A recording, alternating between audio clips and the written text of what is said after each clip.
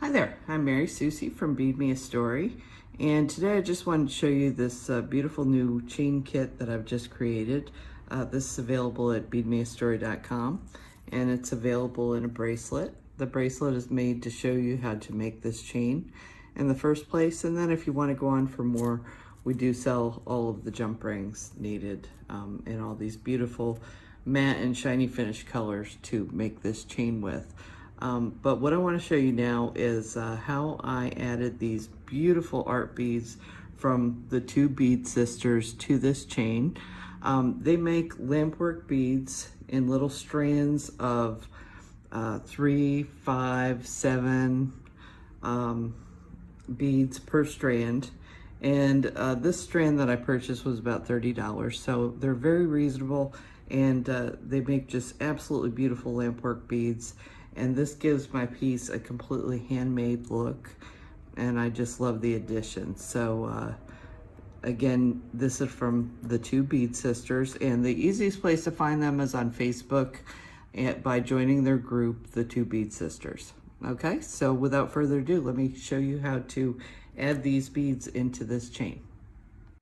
Okay, so in order to apply these beautiful beads from the two bead sisters to my chain, all I'm going to do is take some craft wire. Now this is rose gold. It's a little tricky to get, but I'm real happy with this because it's copper wire, and so rose gold and copper are very similar in color, so the ends of the wire end up being very attractive. And so what I like to do is take, this is 18 gauge wire, and our jump rings that we were using in this piece are also 18 gauge wire. And you can see these are pretty small holes on this bead.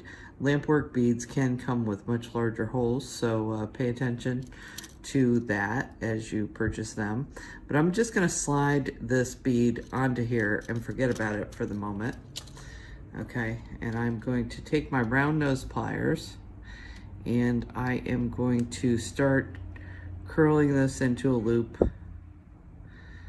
Okay, and then when I get to the point where it kind of overlaps itself, okay, so you can see it's double in this area, I'm going to turn this around, and I'm going to work the loop from the other side so that the loop can kind of stay the same size all the way around.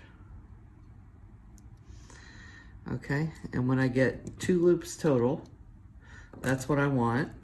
And the only thing left to do is I'm going to take my pliers and I'm going to place my thumb and my index finger here to hold it in place.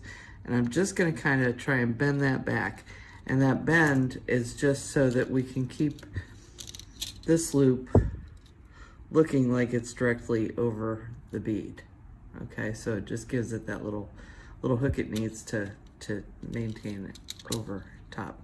Now I'm going to turn this around, and I'm just going to guesstimate this size. Like I said, I didn't really have a measurement on this, so I'm guessing this is maybe like, I don't know, a little over 1 inch, maybe 1.5 inches. Okay, so I'll cut that off. I can move my wire out of the way. And I'm going to look over here. So had I bent this wire at a 90-degree angle on this side, it would have bent in this direction. So I want to make sure that it bends in the opposite direction on the other side. That'll just give the bead a little bit more symmetry. Okay, so I've bent that. You don't have to go to 90 degrees. Most of the way is fine. Again, it's just to give you that little angle and the impression that the loop is sitting over top of it. And now I'm going to go to the other side, and I'm going to start making my loop over here.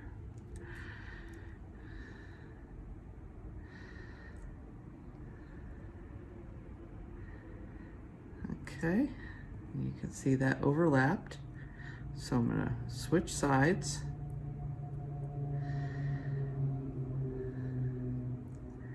And I'm going to keep turning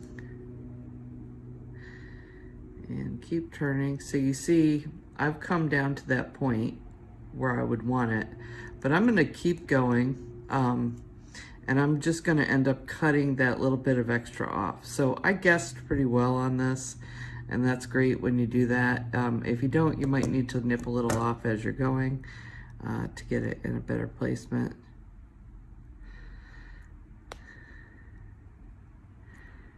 But I'm just gonna cut it at the bottom where I would have liked it to be.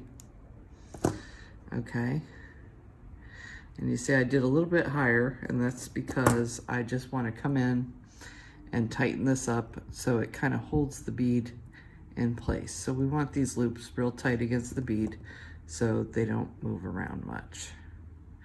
Okay, and then that's all there is to making a little wire wrapped loop to make this work into our chain quite easily. So I will just show you here that I'm going to take a jump ring, and in my chain I've got a rose gold out on the end, and then I've got 2 jump rings sitting inside that. So I'm going to actually pass through all 3 of these jump rings. This will just give the chain even more strength than it had already. I'll pop the bead on, and I'm going to close this jump ring. Okay, and I'm going to do the same on the other side. So I have a rose gold jump ring already open here. I'm going to pass it through all 3 of the jump rings on this side, pass it through our bead, and there we go. Okay, so you can see I've taken this little 7 bead strand that I've gotten from the 2 bead sisters and really enhanced this necklace with some additional fun things that are gonna attract the eye and make the piece even more beautiful.